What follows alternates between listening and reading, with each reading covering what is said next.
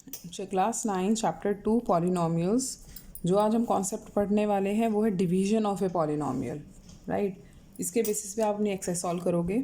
तो हमने क्या करना है, फर्स्ट जो हमने प्रॉब्लम ली है वो ये है कि डिवाइड करो एफ एक्स को बाय जी एक्स, और दोनों के हमारे पास पॉलिनोमियल्स हैं। तो सबसे पहले डिवीजन से पहले हमें ये ध्यान रखना है कि जो पॉलिनोमियल हमारे पास गिवन है क्या वो स्टैंडर्ड फॉर्म में है। अब स्टैंडर्ड फॉर्म हमें पता है पॉलिनोमियल की कि जो डिग्री है, जो पावर है पॉलिनोमियल्स की, वो आइदर असेंडिंग ऑर्डर में अरेंज होने चाहिए सारे, या फिर डिसेंडिंग ऑर्डर में अरेंज होने चाहिए। ठीक है, तो डिसेंडिंग ज़्यादा सूटेबल लगता है। तो सबसे पहले हम इनको अरेंज कर लेते हैं।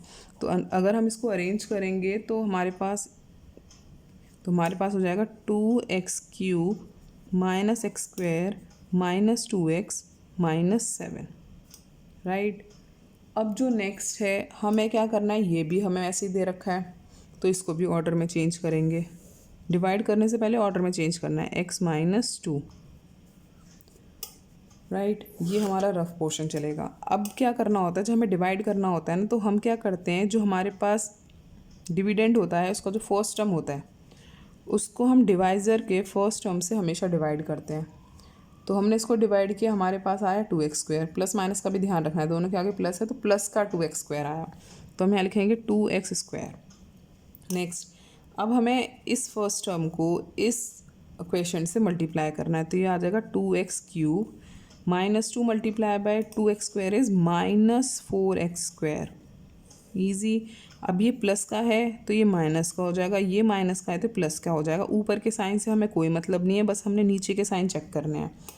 प्लस माइनस कैंसिल हो गया, माइनस x² है और ये प्लस का 4x² है, तो ये आ जाएगा 3x²। जो बड़ी वैल्यू होती है, अब इसका साइन ये माना जाएगा प्लस, माइनस किसके लिए एग्जिस्ट ही नहीं करता अब। तो +4 और -1 3x²। अब हमने ये नीचे ले लेना है, ये आ गया -2x।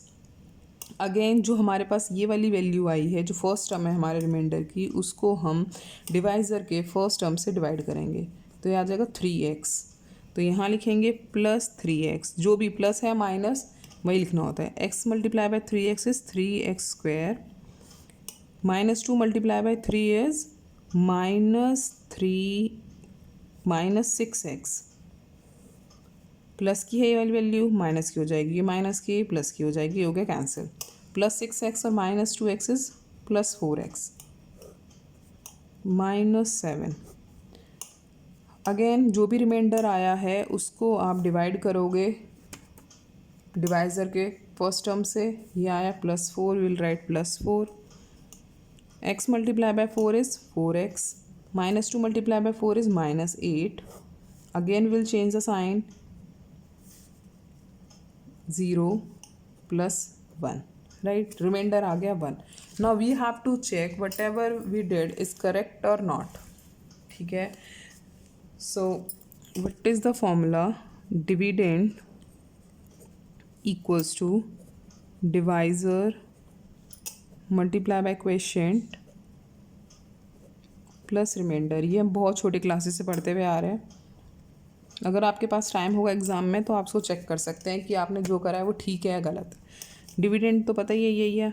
डिवाइज़र क्या है मेरे पास, x माइनस 2, क्वोशिएंट क्या आया है 2x² + 3x + 4 + 1। ईजी। अब हमने पूरी राइट साइड सॉल्व करनी है और हमारे पास डिविडेंड आ जाना चाहिए। अगर डिविडेंड आ गया तो it means whatever we did is correct.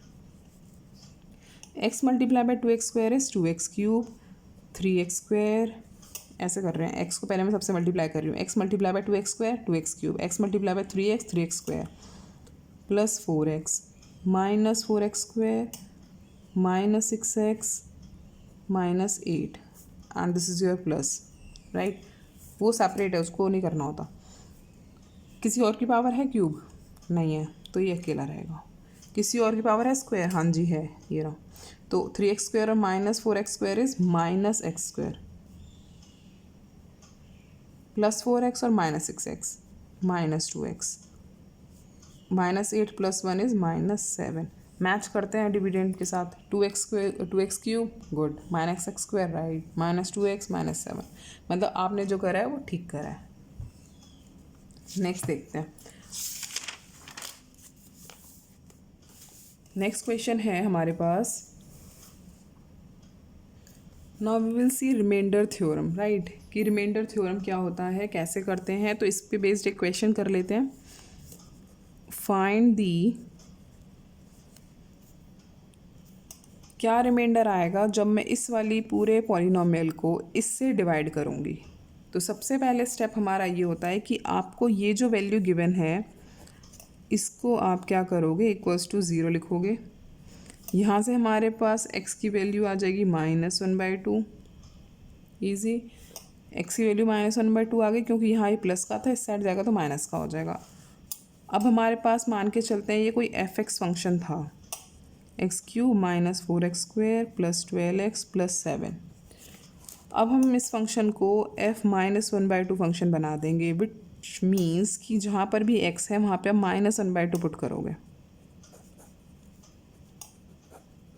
जहाँ पर भी x है वहाँ पर आप -1/2 पुट करोगे। -1/2 का क्यूब करना है, तो ये आ जाएगा -1/8, ये आ जाएगा आपके पास +1/4, ये आ जाएगा आपके पास -6, ये आ जाएगा +7। कैसे आ रहा है, ये 2 से 12 कैंसिल हो गया और यहाँ 6 आया। 6 × -1 इज़ -6, 4 से 4 कैंसिल, -1/8 -1 -6 +7, -1/8 -7 +7। तो आंसर आ गया मेरे पास -1/8। 4 से 4 कैंसिल हुआ, -1 -6 इज़ -7, -7 +7 कैंसिल, -1/8 आ गया। इट मीन्स कि अगर आप इस क्वेश्चन को नॉर्मल पहले वाले डिवीजन मेथड से भी करोगे ना, कि अगर आप इसको डिवाइड करोगे तो आपके पास रिमाइंडर -1/8 ही बचेगा।